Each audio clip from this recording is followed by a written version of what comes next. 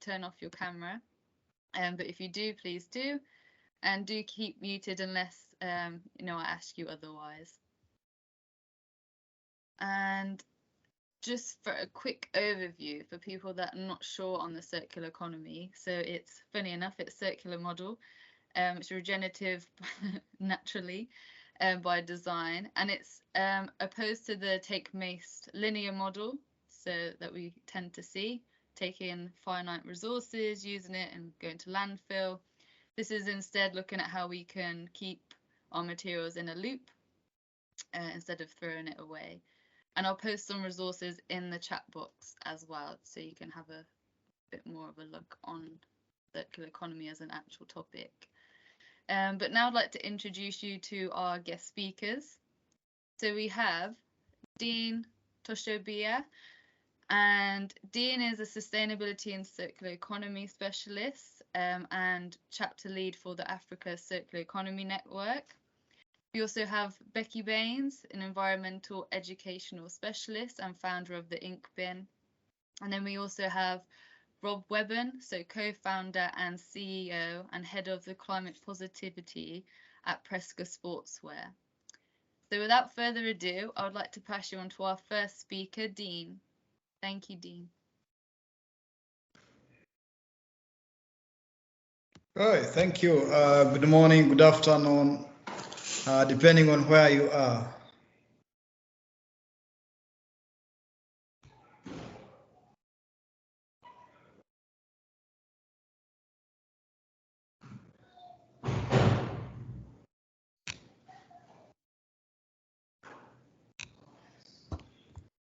I hope the screen can be seen. Fine. I'll talk about enablers of circular and regenerative economy. As introduced, my name is Dean Tashobya from Uganda, and I specialize in sustainability strategies and circular economy. I do work for African Circular Economy Network, and I'm the ambassador of Circular Economy Institute. I also do a lot of work in standardization, circular economy and environmental work. Let's get started. I welcome you all to this webinar too, and it's good for linking up and charting the way forward to enable sustainability everywhere on this planet.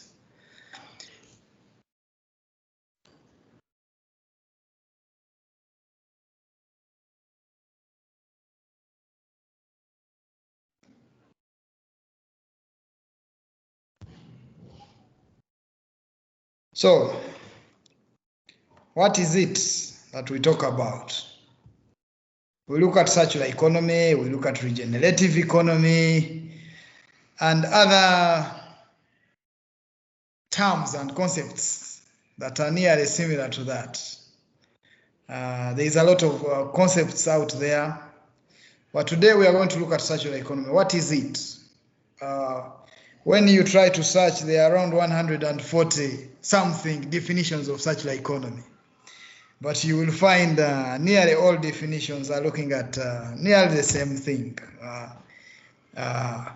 Bearing in mind that at the moment we don't have, let's say, an international standard that describes circular economy or principles and so on. Those ones are being forged at the international level, like at ISO. So generally, circular economy, we look at the closed system, materials, you use them, and, you know, when they are worn out, you can actually reuse them again, remanufacture just into the same product. Okay, that is what a closed system is. And of course, you look at the whole life cycle of the product, of the resources, and so on. When you are designing products, you have to put that in mind. Let's say you are designing a PC or a phone or something like that. You have to put an ingredient of life cycle in it. What will happen? Where will these resources now be? Will they go back into producing another phone, another cell phone? So life cycle is very important. So you look at other perspectives that extend the life cycle of a product, things like reuse, repair, things like sharing. You look at things like product as a service, such kind of that. Mainly, you will hear in many studies, people are talking about things like recycling, but recycle may be the last option. Yeah. But again, recycling to what? Okay, are you recycling again to make the same product?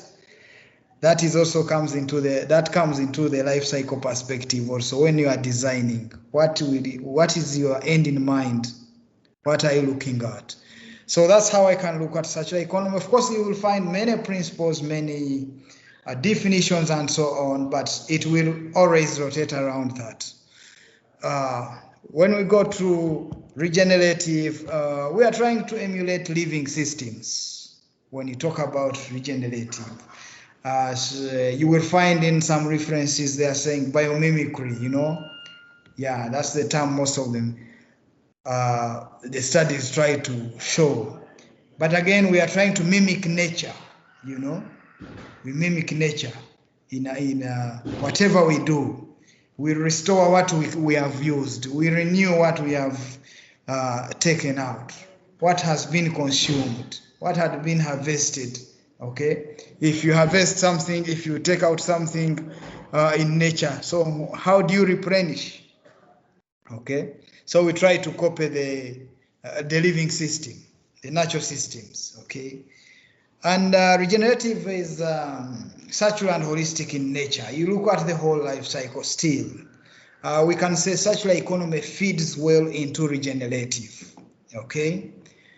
And you look at creating the capacity for life without diminishing capital, okay? Yes, the resources are not diminishing, you are replenishing. So you are looking at sustainability of the resources which you have. You look at things like the stocks of the resources that are there. How about creating new resources? Does nature create new resources? Yes. So you can biomimic nature and you see how to create new resources. And then the maintaining of the balance, people, planet, and profits. The economics comes in, the business mind. How do you maintain that? The planet, the people living in, the whole ecosystem. How do you manage its sustainability without affecting the other? Okay. So it also brings up the collaboration of enhancing individual and collective characteristics of natural environment, the built environment, and the social aspect. When you look at, yes, much as the circular economy brings up social, economic, and environment, but regenerative economy goes beyond in that, looking at replenishing the resources that have been taken out and creating even new resources. Okay.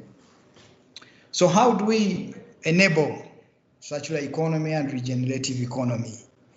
Of course, we have tools we use, policies and strategies and frameworks and so on. But again, for those also to work, there must be some different approaches that must be taken into account. For example, you have to look into the interdisciplinary perspective, okay? Not only one lens, but multiple lenses collectively will promote regenerative economy. Okay, you have to recognize the long-term well-being of humanity as a driver for every decision made. In other words, you have to, every decision you are going to make, you have to make sure you input these concepts, okay, in your design, such that the end product, you are actually looking at that long-term sustainability in terms of regeneration. Okay, then whatever you do, whatever you are policies, strategies, then you are aiming at reducing the stressors to the environment. Remember, there is a limit to what our planet can take in terms of what we generate, what we just manufacture in terms of waste that it is absorbed. So we have to look at that, we reduce at that. What about system thinking? We have to connect the dots of all our works and our systems. It's not just working in a unit, no. You have to combine all the units, whether you do symbiosis and so on. We must feed in each other and complement each other for a sustainable and regenerative economy. So we are looking at not just abundance, no. Yes, abundance will teach you to waste resources, no. Okay. Just for timekeeping, Dean, we just have a couple more minutes. Thank you. Okay, thank you. So we are looking at, don't look at the abundance, no. Abundance will take you into waste. Look at the sustainable utilization, the efficiency, and how you regenerate those resources. Look at not extraction of new materials, no. Look at keeping the materials, the resources you have in use that are available. You look at system thinking, symbiosis and cooperation, rather than competition, okay? Then you look at the developing of life and progression than destroying life. The ecosystem, how do you sustain it? Okay, look, you can look at the example of the forest. How do you sustain such an ecosystem? Okay, resources, you must trace the stocks, what is extracted, what is available. Okay, that will give you on how to utilize the resources that you have. Then you look at the ecological regeneration, restoring nature. Look at the conditions that facilitate that and take them into account. Then we shall be fostering a regenerative and circular economy. Thank you. Thank you very much, Dean.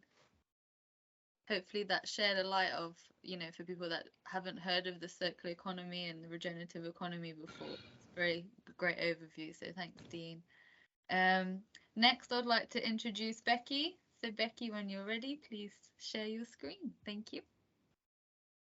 Morning, everybody. Thank you so much. Thank you, Dean. That was really interesting, and I really liked I liked the link you made with nature and regenerating nature.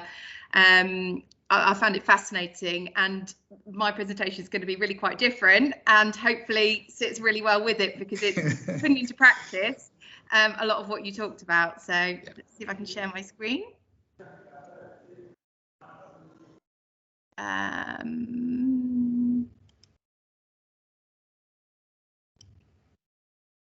Is that showing?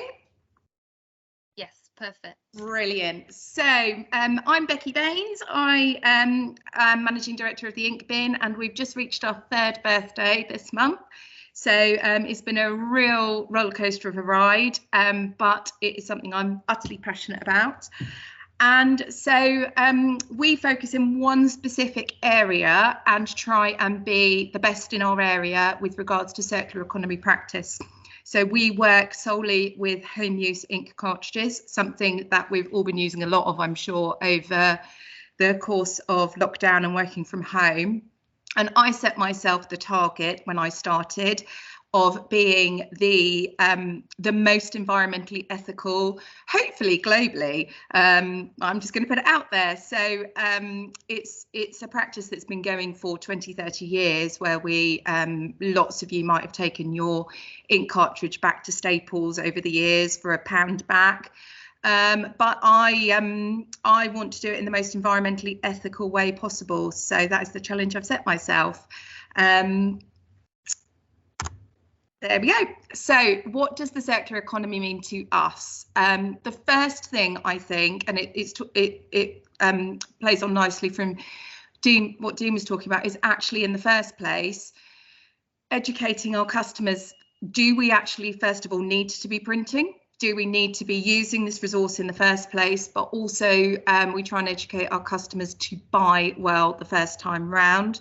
I put out quite a lot of social media posts about tips for actually reducing the amount of ink you're using, but also tips for the best types of cartridges to be using. For example, I will always say to people, the cheap compatible cartridges you will tend to buy on an online platform, the clear ones, just don't buy them. They will not be able to be reused. They are linear and they're actually really poor quality. So we start with educating anybody and everybody on the best products to buy in the first place. We send our ink bins out, and I'll talk more about it, but we use community collection schemes, and then they come back into us, and our very first model is always reuse. So it will take 1,000 years in landfill for that ink cartridge to decompose. It takes about less than 10 seconds to refill it with ink. So about 80% of what comes through to us, we can send off for refilling, which is obviously our preference. And we do all of that as locally as possible. Everything that is left over gets recycled. Every last thing that comes through to us gets recycled. And for myself, I firmly believe that data is really important to prove that we're doing best practice, to prove to people why they should be choosing us. But also just to show everybody the impact that we're having.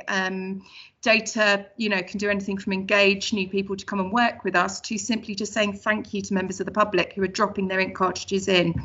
And finally, back to education again. So I will always try and talk about what we're achieving, how we can do better, and what we can pass on to the consumers as well, knowledge for better consumption.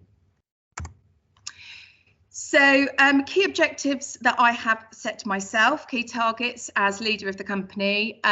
One of the best things that I have attended in recent months is an event on the circular gap report, and I would recommend to anyone to watch it if I'm sure it's still available. But the three main things that came up from that I am taking internally are circularity metrics. So again, collecting data, making ourselves accountable for what we are achieving. Impacts of the action taken. Again, a lot of that is going to come from data, but actually what impact are we having? Is the ink bin having enough of an impact? Is there more we can do? And identification of hotspots. Where are the strengths in our business? Where are the weaknesses in our business with regards to environmental impact? Key objectives I've set myself. I've been incredibly lucky to be working with Innovate UK over the last year or so, as well as several other organisations as well. And we are embedding our principles in research and development projects to prove what we are doing. The targets I've set are to find out how our processes are more carbon efficient than other people in the marketplace. What data for the virgin materials we are saving from extraction, again data. How can we further develop new processes to improve our environmental impacts, and how can we share these findings to inform and inspire others? Events such as this, and I'm very open in the marketplace. I will chat about what we're doing. I don't want to be greedy about market share. I want to inspire others. I didn't go into my business with profiteering in mind. I went in to make an environmental impact. Our practices and how I feel like our practices set us aside from some others in the marketplace. Lots of people will be aware that when you buy an ink cartridge, you will get a plastic envelope with those to return it. I do not personally want to go down that line. I collect in community collection points. So we produce ink bins and they go into communities. We started with schools, but now we have ink bins in supermarkets. We now have ink bins in every library in Essex, and we have several other collection points up and down the country as well. One of our ink bins on average, I think in last month or the month before, brought back 185 cartridges in that collection. So that's 185 cartridges rather than 2 or 3 coming back through a plastic envelope. And that's been proven that, is common sense, but the carbon impact is going to be far less with the transportation. We work locally wherever possible, but most certainly nationally. This week I've been approached by somebody in the US wanting to take some stock off of us, and I firmly said no.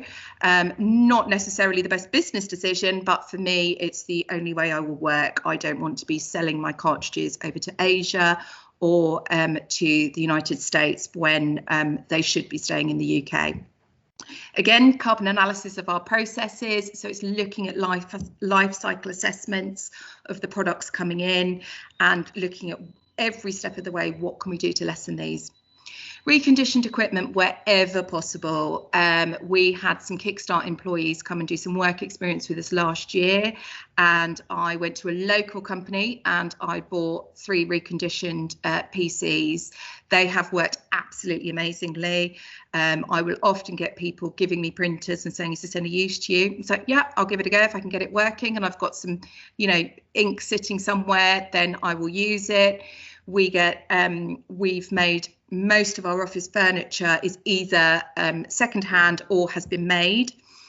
Reusing materials wherever possible, that is right down to the cardboard boxes we use. It's thinking about the life cycle analysis of every product coming in and going back out again. It's not just about the materials that product is made from. It is about the journey across the world, that that cardboard box made by Amazon that you've just got something delivered from home. Why would I go and buy a brand new cardboard box to pack my things in when I've got one? And we will reuse it all of the time. Not just that, I will try and encourage all of our customers to be reusing things that are coming back to us as well. So I want them to be using an old Amazon box to send their cartridges back to us. We try wherever possible. We're very eco in here. We are actually on a working farm, and we have very few resources, but I quite like it that way. I don't heat the whole premises. We have localized heating for near our desks. And in the winter, if you've ever done a Zoom with me, you will see I'm quite often wearing a hat and a scarf in my office. I like it. I think it's more healthy anyway, but I certainly don't want to be heating parts of a premises that we're not going to be using. And I think continual just time, 2 more minutes. Time check, yeah. Continual awareness and consideration all the time. I'm thinking, is that the most environmentally ethical solution?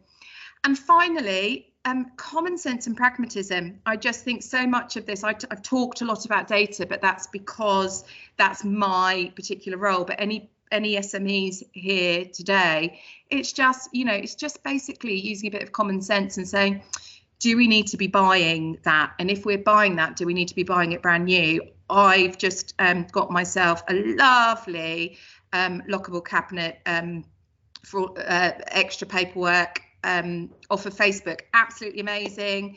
It's just sort of thinking, do I have to go straight onto Amazon or Ryman's or somewhere and buy this? Can I buy this secondhand? And then sharing best practice.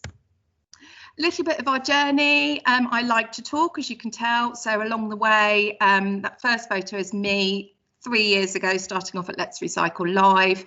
And actually, I was walking around thinking, this is outdated now, and it really inspired me to make more change. Right up to, we have organised circular economy events for communities. We've written articles. We have done all sorts of educational work. I'll whiz through this one, but it's not a business plug. It's a personal plug that if you have any children in your life, I do this every week out of the goodness of and love. I produce resources for teachers to run eco clubs. They're completely free, so I'm not plugging it for any benefit other than that I want to spread the word to children about what we are doing. So those go out, you can subscribe to that, and they come through every single Friday. And finally, just if you want to know more, look on the website, or if you've got your mobile phone in your hand, just have a little scan of that QR code and it will take you through to my LinkedIn profile. Thank you.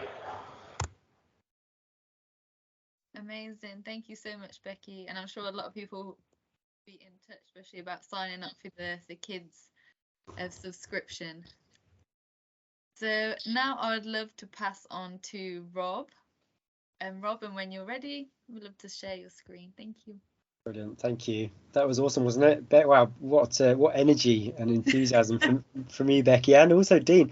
One thing I noticed time and again, in the kind of I suppose the business world, but people who are specifically more interested in doing better for the environment is a real drive and openness to collaboration as well, which I don't think you see in general in business, but it's clear here, and hopefully everyone on the webinar is here for the same reason. So that's awesome. I'm going to get my kids' school signed up to those newsletters, Becky. They look amazing. Thank you. Good on you.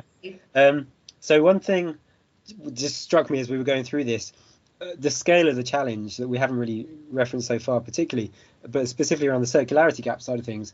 There was a report that said every year globally now we consume 100 billion tons of stuff. Every single year we're making, extracting, and then throwing away 90 billion tons of stuff. So 10 billion tons is staying in use, and the rest 90 billion just gets discarded, which is criminal, isn't it really? So yeah, that's one thing. I mean, I think also, whilst this is something I'm so engaged in, and we all are here, it's not easy. And you know, Becky, when you were talking about those clear cartridges, I was like, oh, I've done that. You know, I don't think you can be expected to be perfect all the time, but I think that the point is trying to be better and trying to make the change. And I would say that's the education as well, isn't it? That's understanding. Yeah. That's understanding the consumer choices, and the more we can all share our practices, the more we can say, don't buy that, buy that instead. 100%. Right, let me share my webinar. So my talk, I suppose, is a little bit less strategic than Dean's, a little bit more strategic than Becky's. Is kind of somewhere in the middle, but specifically focused on clothing because that's what I do. My name's Rob Webbon. I am the CEO and co-founder of Presca Sportswear, and at Presca we are the world's first climate positive sportswear company that we know about. I think I have to clarify that with it, that we know about, but I'm pretty sure we are. And that means that for all of our clothing, we've done a life cycle assessment. We've reduced the impact of each of the pieces of clothing as much as possible, and then ultimately we're offsetting each of the garments plus planting a tree for them as well. We make clothing for cycling and running and swimming predominantly, and in time that will grow. How we do it, we use recycled fibers, and we always have done since I started the business. We manufacture as close to home as possible, so that's Europe and the UK. We try and keep our clothes in use for as long as possible. This is something that both Dean and Becky talked a lot about, was keeping things. Longevity is a critical part of circular economy. It's not the recycling bit is the last bit. The longevity and keeping things in use is absolutely critical. So we've launched a repair scheme. We've committed to taking back every single garment we ever made, even some of them we don't know what we're going to do with, but the expectation is in time we will find out what we'll do with them. And I suppose why we do it, why we do it is because of me. I am an environmental scientist by training. I spent 15 years working in consultancy and local government working on sustainability. We've all seen in this world kind of climate change and environmental crises and massive social injustice. It's in the post, it's been coming for a long time, and I think it's only just a realization now that this is actually something we need to really pay attention to. And I suppose just the last reason why I do it is these guys. I don't know if you can see them up there, but that's my wife and my two girls. I don't want to sound cliche, but I want to leave the world in a better place than it's currently going to be. It's really important for future generations. Coming back to what Dean touched upon, it's really important for future generations that we're making business decisions with the kind of the seventh generation in mind. That principle, I think, is called the Iroquois tribe in North America, who make decisions based on the impact it's going to have on their great-grandchildren's great-grandchildren. And I think that's so important as a principle for business. So why is circularity important in the clothing world? I mean, it's important full stop, but as you know, we have this take, make, waste model, and that's absolutely personified by fast fashion. So this idea, and now we have ultra fast fashion, the idea that clothing companies, I won't mention any names, but you know who they are, who are creating new seasons of clothing. Well, they call it a new season, but actually it's 2 or 3 new seasons a week. 2 or 3 new collections of clothing coming out every single week, which they're pushing at dirt cheap prices. And when you look at those prices, there's no way that people and the environment can be valued within the cost that we as consumers are paying. The problem then is we buy super cheap, let's be honest, quite crap clothing, often crap, and we don't have an emotional connection to it. If you pay £2 for a t-shirt, it's going to go in the bin quite quickly, unfortunately. So this idea that fast fashion is driving this huge volume of clothing is responsible for the clothing industry having a massive environmental impact. So 5% of global emissions. It's the 3rd most polluting sector. We make it's about 120 billion garments a year now, and less than 1% of them are truly recycled. And actually, I'd say it's way less than 1%. 1% came from Ellen MacArthur Foundation. I don't know actually that I could even think of 1% of companies who are genuinely recycling their clothes into new clothes. And in the UK alone, we chuck nearly 400,000 tons of clothing away, either to landfill or incineration, which is lunacy, really. They're super precious resources. When we talk about cotton, for example, the amount of water, pesticides, energy that goes into growing cotton. When we talk about polyester, which is the most used fiber in the world, the energy that goes into that, the water use to refine it from crude oil into virgin polyester, is huge. And it's made into a piece of clothes which is worn a handful of times and then thrown away. It's just a huge waste of very, very precious resource. The last point there I've got at the bottom is EPR. So this idea that extended producer responsibility is coming down the line. So legislation in time will mean that, certainly in the clothing industry and others, producers of clothing have to be responsible for the clothing they have made. So making sure that there is a higher recycled content in there, but then also at the end of their life, making sure that the producer of that clothing is responsible for its treatment, its end-of-life treatment. And that, I think, will really incentivize companies to change their business model away from just box shifting, high volume, low cost, to hopefully much more around quality, much more around longevity, and a different relationship with the customer. So specifically in terms of the kind of the circular journey for us, I'm going to focus on our clothing because this is the biggest part of our impact. But like Becky said, it's kind of a whole business ethos. It is the reusing IT, for example, or furniture. It's the way that we look at our packaging. It's a whole business ethos, but I am going to talk about clothing here. So for us, we need to look at our input materials.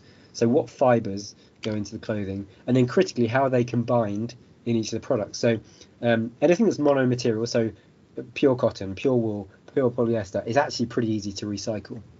But in the clothing industry, we have this approach where we combine multiple different fiber types in very complex weaves. So if you look down at the clothing you're wearing now, there's probably 2 or 3 different fibers, maybe up to 5 different fibers in there, which makes it very, very difficult to do anything other than downcycling at the end of its life.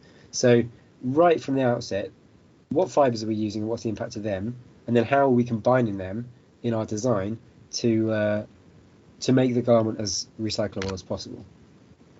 As I said, design is absolutely critical. So that's not only the fabrics we use, but the trim and accessories that we're putting on there.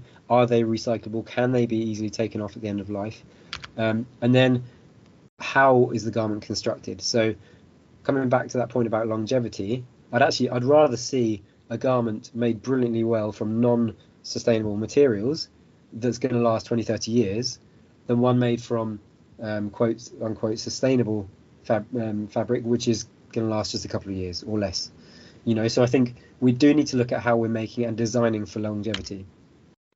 And then the relationship with the customer is really interesting, because this is where business can change the game. And actually the standard business model of sell and forget, certainly in the clothing model, you know, we market a range of clothing, we try and sell it all, and then we go on to the next product, we develop a new product, and then we try and sell all that. And it's a constant churn of marketing spend. Actually, if we can develop this product as a service model, or simply a better relationship, a more engaged relationship with the customer throughout the garment life cycle, then there's real opportunities here for us as business owners to derive value from that.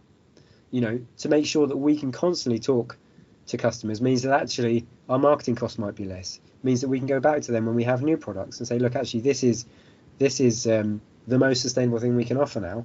And when they genuinely need new products, then hopefully with the company to turn to. How can we minimize in-use impact? So that's partly about education, which Becky referenced. How are we washing clothes? I don't know if you know Hyatt Denim, but Hyatt put out this brilliant program that I think it's called the No Wash Club. So the idea that, you know, we all have jeans, we all wash them regularly, but actually that's a huge impact in doing that.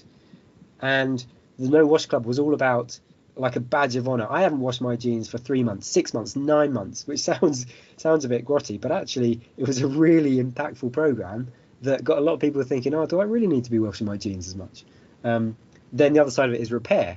So, you know, I've fallen off my bike, I've ripped my jersey. Does that need to go in the bin, or is there a way that I can get that sleeve taken off and refitted so I can start again? You know, longevity being crucial, and a big part of that is repair. And then when you get to the genuine end of life, what can you do with it? Can it be dismantled into its constituent elements for either reuse, repurposing, or recycling? So when we talk about the circular economy, there's the biosphere, which is everything natural, and there's the technosphere, which is everything synthetic and man-made. So for us, we use synthetics, which are what we need for our sportswear. So can they be recycled mechanically or chemically into new virgin quality clothing? So that is that's a very brief introduction to our journey of circularity. I would be lying if I said we're there yet. We've done a lot. I think we've done a lot more than most, but we have an awful lot to do. But hopefully there's a little bit of information there for you all about, you know, what circularity looks like for a company who's trying it. Amazing. Thank you so much, Rob, for sharing that, especially the circular loop and how you embed all of them. We have some questions, but first I'm just going to do some questions from myself, and then we will invite some guests on. If they want to bring their mic on, they can, but if not, I can read it out for them. So Dean, I just wanted to start with you. So what is it that led you to be a specialist that you are today, and what is the best circular economy innovation or strategy that you've seen so far in Uganda? First of all, let me comment on Rob's presentation. I think it's fantastic. You know, my circular economy journey started in the cotton industry. That was 2008. Wow. Yes.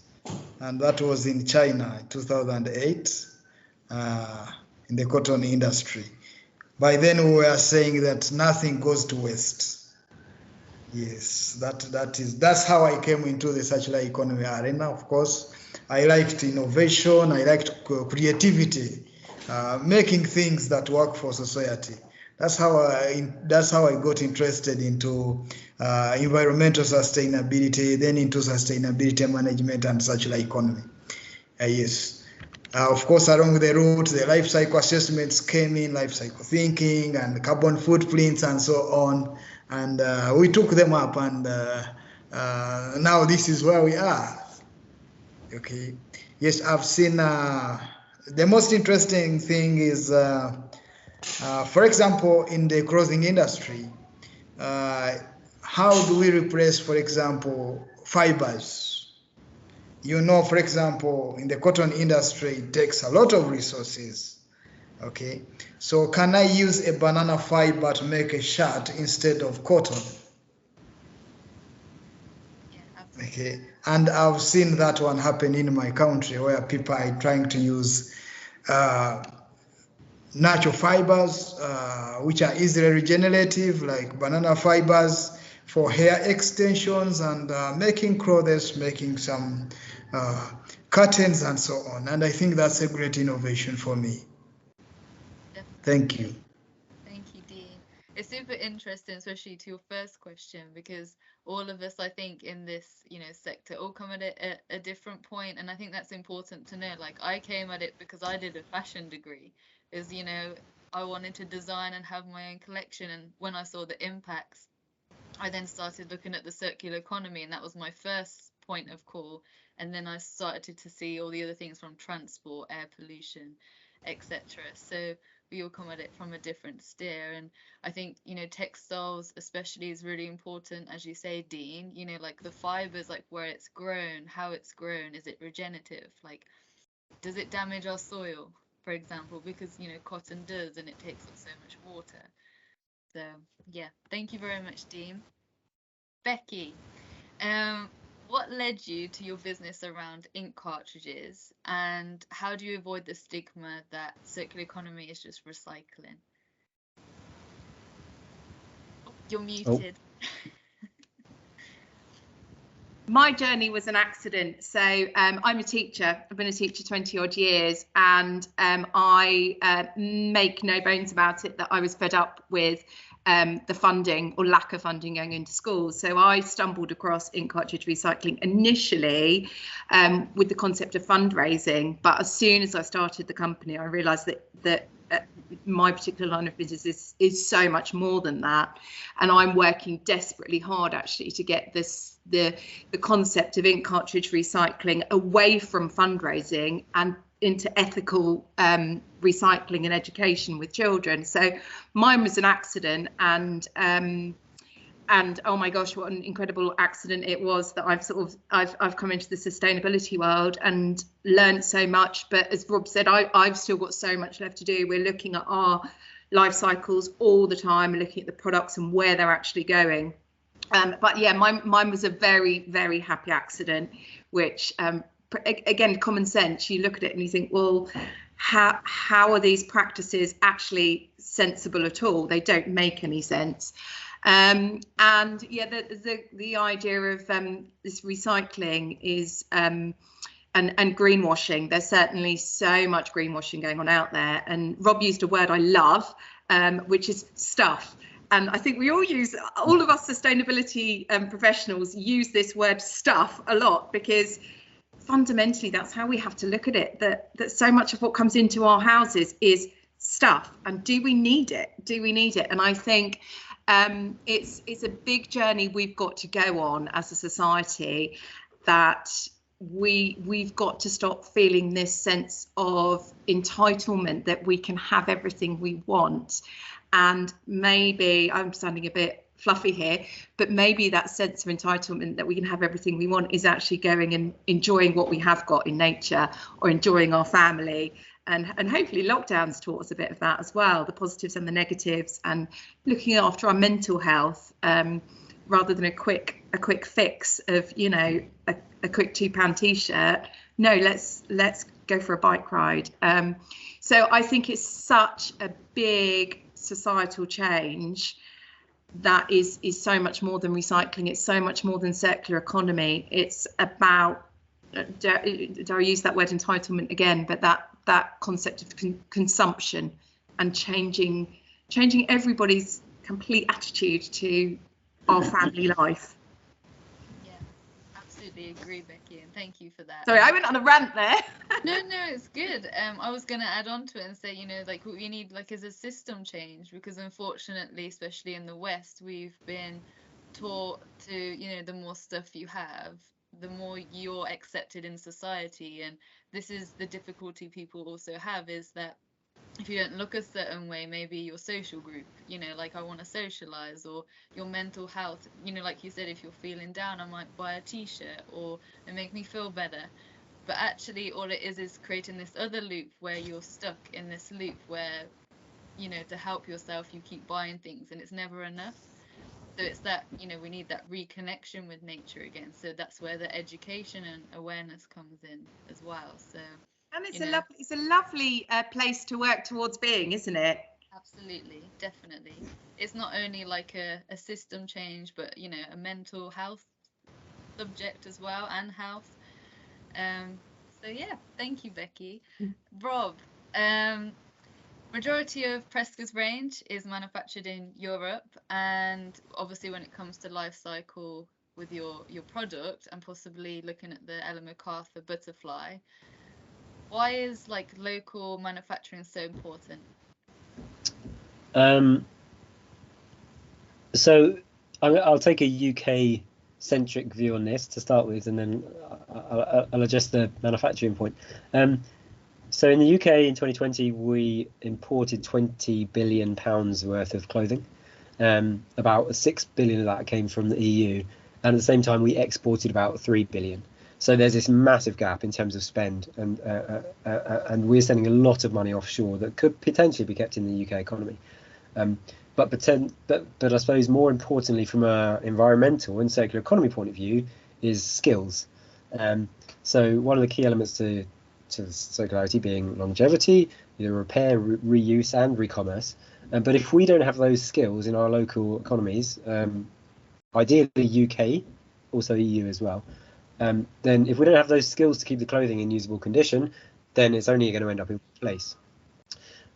I think the other part of it is shipping. You mentioned in your work, Chloe, on the fashion side of things, all the impacts from shipping. It's actually only a relatively small portion of the overall impact for a piece of clothing compared to the production and processing of fibres. But if you're shipping backwards and forwards all over the place, for the sale and then back for repair and then back again to the consumer and then maybe back again for repair, you actually, that shipping element becomes so big that you really lose the benefit of circularity. So really your repair and resale solution has to be very close to your end market. Also, I suppose just from a complexity point of view, from a global supply chain, global logistics point of view, if your repair is happening on the other side of the world, you're going to lose the will to do it, I think, quite quickly. So that's I think super important, the environmental side of things.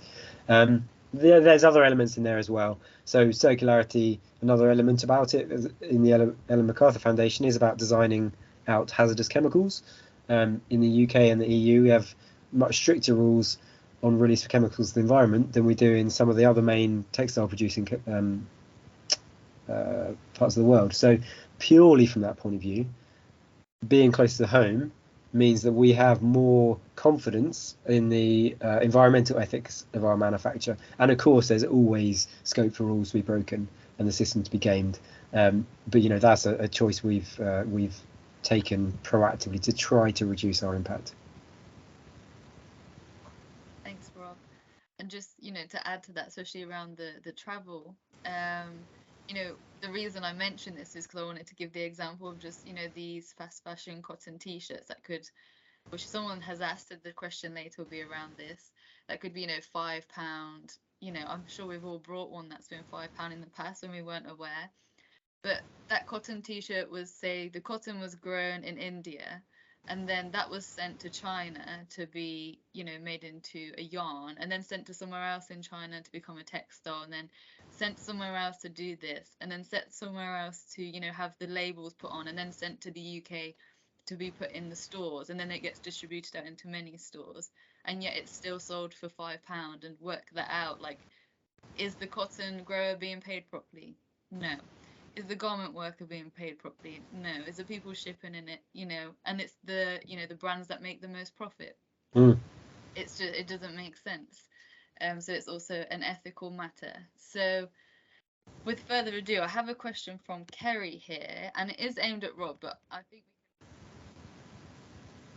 Oh, lost you, Chloe. I lost you there. Sorry, can you hear me now? Yes, yeah. So I'm just gonna find it. So it was aimed at Rob. I don't know if you heard that part, but I think all of us could probably answer onto it as well. And it was, could we please discuss the cost of clothing, for low income? So it's saying that you have women's leggings for £75, and how is that affordable for someone on a lower income?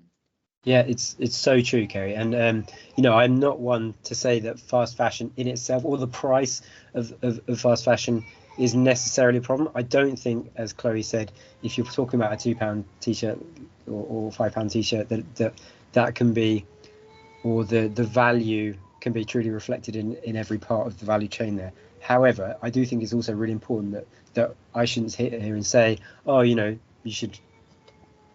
t-shirts should be £30 plus, because some people just cannot afford that. And we certainly, you know, where we are now with the cost of living crisis, that's a very, very real issue. So what I would say was, for people who can't afford it, go for the cheaper stuff for sure, and keep it in use and value it. That's the point. It's about valuing it and using it for as long as possible and really caring for it. It's not about necessarily the kind of the main cost. Yeah, our leggings are super expensive because the fabrics we use are probably 4 or 5 times more expensive than just like the cheapest one I could get from China, let's say. Our labour costs are probably 3 times more expensive or more than if I went and chased the cheapest dollar in, say, Cambodia or somewhere like that. At every stage in our journey, we're putting costs onto the process because we have chosen processes that we want to stand behind. And so I'm not apologetic for the cost of our leggings. I wish we could make them cheaper. I really do, but that is genuinely the cost of more ethical manufacture. Absolutely. Thanks, Rob. And just to add to that as well, I think there's just so many moving parts in this question. So what do you know, it's like the give and take. So do we exploit the workers because we can't pay enough, or do we make it affordable? And you know, there's so many options now. And I think the first thing we can come to, as you mentioned, is that behavioral change. So can we look at also, and with education, so can a person invest in just one t-shirt instead of buying 3 that might last longer? You know, instead of buying 3 of the same from Primark that might rip or tear or, you know, degrade or whatever it does. So there's that behavioral change, but also giving people access to that. Then there's also the support. So obviously with the economy the way it is, can we offer investment in this for support for people in low income areas? How can we get them to have, you know, quality clothing? Everyone should be able to have quality clothing that lasts. Can we like look more at like the second-hand, you know, clothing where there is affordable clothing with good quality? I buy second-hand clothing, but it is around that education and knowing what materials to look for example, when you go into, you know, a charity shop or looking on Depop. If anyone knows Depop, it's amazing. It makes second-hand clothing look better. Yeah. And I'll add to that, Chloe, not only buying second-hand, but when you've finished with your clothes, giving them back to a charity shop. You know, yeah. I've always been that way minded, but I've always got a bag of clothes. I've got 2 boys who are growing faster than I can keep up with, and I will always try and give clothes to friends. And if I haven't got someone to give them to, they will always go to a charity shop. I think it's the right thing to do, and I think Rob will probably comment on this, but if you can also give the charity shops some of the older clothing, can't you, that they can put in a rag bag? Yeah, right, so there is some issues around charity shop because most of it actually ends up going to landfill in other countries and ruining their economy. And I'm sure Dean could probably comment on this. Yeah, I think that when you go to the developing world, there's a lot of second-hand clothes coming in from all over the world. So it brings in now traceability of these materials. How do we trace these materials? How do we know how they end up somewhere? Is it in the landfill? Is it where? Or even if they are old and torn, do they have the capacity now to utilize and recycle these fibers and produce the new clothes and so on? I'll give you an example. Let's say for a company like Caterpillar, which manufactures the bulldozers and so on, if it is made, for example, in Germany and it is shipped to Uganda, do we have service and repair and refurbishing units here which can actually work on that to keep it moving? The same, because now shipping the clothes and the materials back, let's say to China, it is also a hassle of its own. So can we have processes on the ground that we can be able to handle these fabrics, much as they are old, into other new materials? I think that is also a supply chain and value chain issues which you have to solve. Absolutely, and that's where as a waste professional as well, I can sort of say that the Environment Agency are doing a lot of work at the moment on ensuring that the waste professionals are more responsible, have got the legal requirements for doing what they're doing. That will, I really hope, carry on going further and further. But I think the EA are becoming more aware of making sure that anyone who says they are dealing with waste is doing that in an ethical and responsible way. Amazing. I just have one more question. We only have a couple more minutes, so I just have a quick question from Sarah, and then I'll just ask you one more pop question. I just want a couple of words from you all. But Sarah has asked, what advice would you give me to highlight my eco-flower supply business, which is replacing plastic flower sleeves that every shop has, and replaced with paper craft cones, which are handmade, and so far we've sold 48,502, amazing, and saved over 2 tons of plastic from landfill. So is there any more further advice any of you have? Just some quick sentences for Sarah. Oh, just me on that one then. I would just say, make sure you're confident in where your paper's coming from. You know, I think paper is often swapped out as a replacement for plastic, and I think if it's recycled and I mean, you know, as a bare minimum from responsibly harvested supplies, then that can be a good thing. But it is really, really important to make sure that it's not just a I'm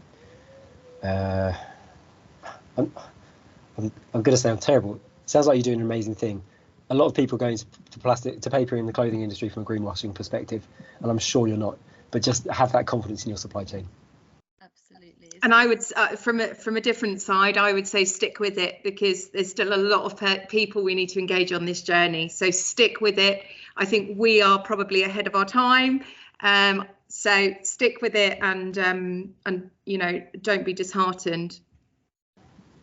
Yeah. The best thing is to look at what you are doing and audit and see how you can improve, and see how you can actually even interact within your supply chain, because when you audit your supply chain, you are bringing your stakeholders together. So in that, you can find ways of improving on all the dots that connect. Absolutely. And I think these conversations like this, we can always do better no matter what it is. So yeah, I would say, Rob, great advice. Do look at where your paper comes from, because it can have a similar impact but in different areas. But great that you've got that next step, because that's also really important as well. Josie, thank you for your point. I'm just going to add, so all I want is a quick one-word answer from all of you on these 2 questions. So sorry, or 2, maybe 2.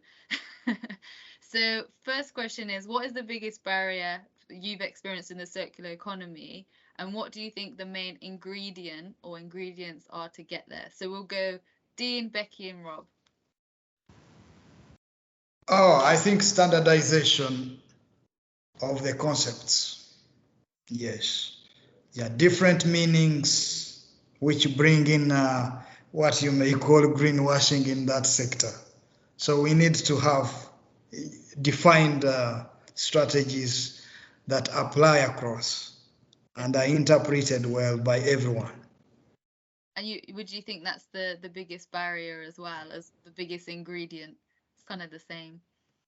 Yeah, because people are not aware actually what exactly circular economy is, so they define it differently in whatever terms they want. Absolutely. Thank you, Dean. Becky?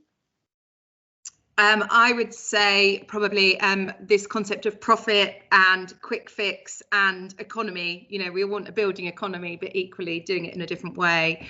And for me, it's always about education. It's about inspiring and engaging people and bringing them on the journey to value what we have and see it as a commodity, even if it is a plastic milk bottle, still see it as a commodity. Absolutely. Thanks, Becky. Rob? Yeah, I'd say the same. Education is probably the barrier and the key ingredient. Also, another very key ingredient is design. Good design is crucial for circularity. Absolutely, definitely. So I'm going to end it there because it's now 3 minutes past 1, and thank all my speakers. You've been great and brought a lot to us. Thank you for all the attendees for coming as well. I will send out an email with the resources I put in the link, and also with any contact details from our speakers if you wanted to get in touch. So thank you again. This will be also posted on YouTube, so I'll put that in the email as well. So if you wanted to go back to anything. But have a great rest of the week, and we'll be with you again soon with another topic. Thank you very Thanks, much. Chloe. Oh, Take care. thank you. Take care. Bye-bye. Bye-bye. Thank you.